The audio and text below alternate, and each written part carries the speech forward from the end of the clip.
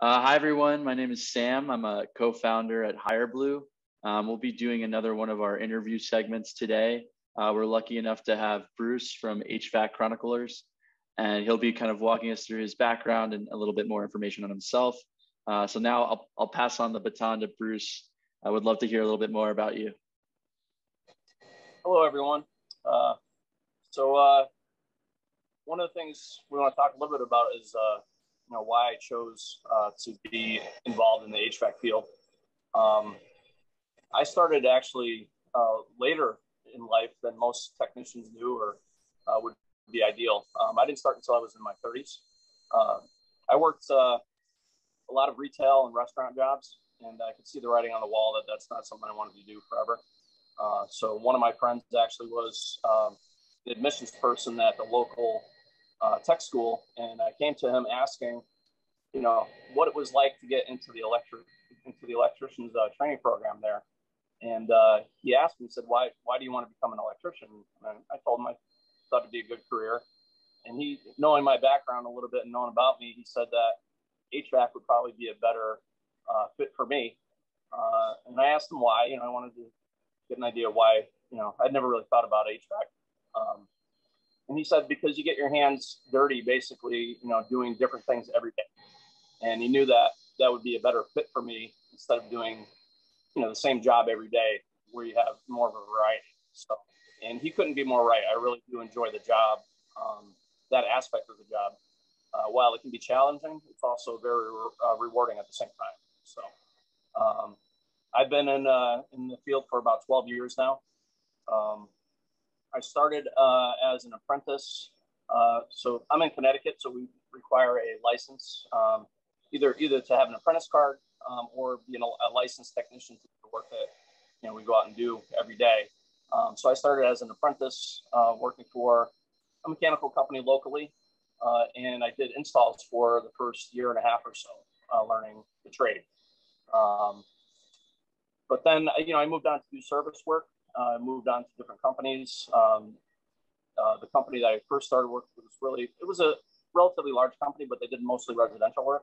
So I was able to move on and then, get with a few other companies that did more commercial work. So I have some experience, doing commercial work as well. So that's me in a nutshell, at least the beginning of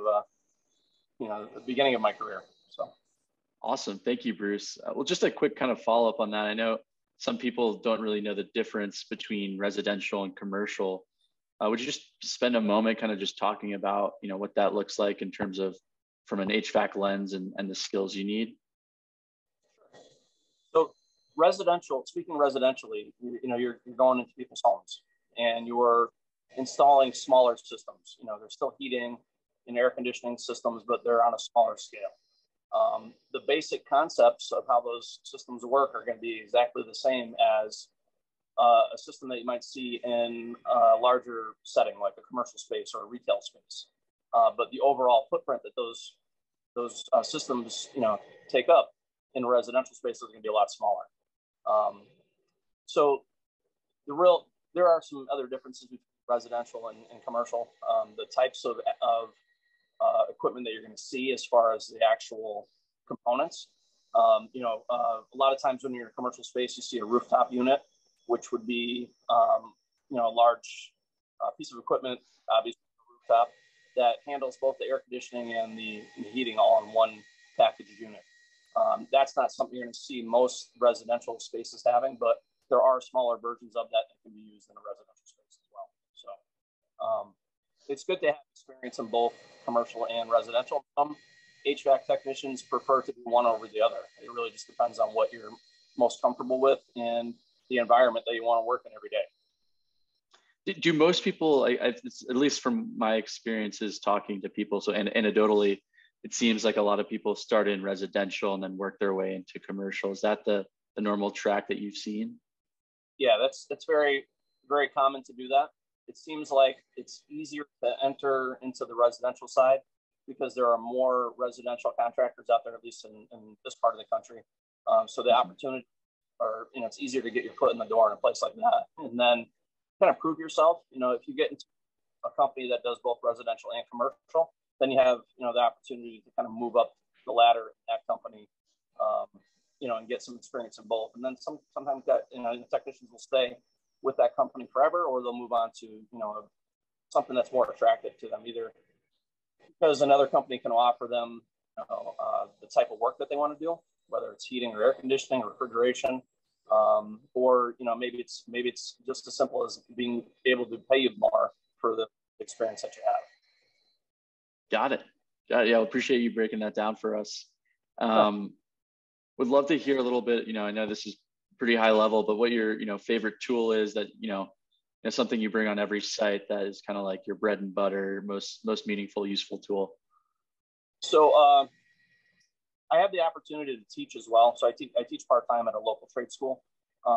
And I've been doing it for quite a while, like 7 years, I think now. One of the things I tell the students is that you're going to spend the first 5 years or so out in the trade buying as many tools as you can because you need them for the job, and you end up loading your tool bag with a bunch of stuff that you think you need. And then a few years later, you're going to start taking that bag and really deciding what you need to carry with you all the time. And one of the things that they forget or overlook as being an important tool is really just your own eyes. The technician walking into a building and not forgetting to look around and use the senses that you have. It's not even just your eyes. It's your sense of hearing, your sense of smell, whatever it is. Those are, a lot of times you can solve problems or at least go down the right path by using the things that you have with you and not even carrying a tool bag. So that may sound kind of like a cheesy answer, but it's true. Don't stick with the basics, or you assume that you know what the problem is, then you're going to miss out on a lot of things that are relatively obvious. So I try to impart that on my students, and anybody that I talk to. Use your senses. You can gain a lot of information by just looking around. No, that's great feedback, and it makes a lot of sense. You got to be observing the conditions that are out there and understanding where the problem is, and really using your senses. So makes total sense. Well, Bruce, thank you so much for your time today. We really appreciate you answering these questions, and hope to be in contact and share this with you in the future. So have a great day, and thanks again. Thank you.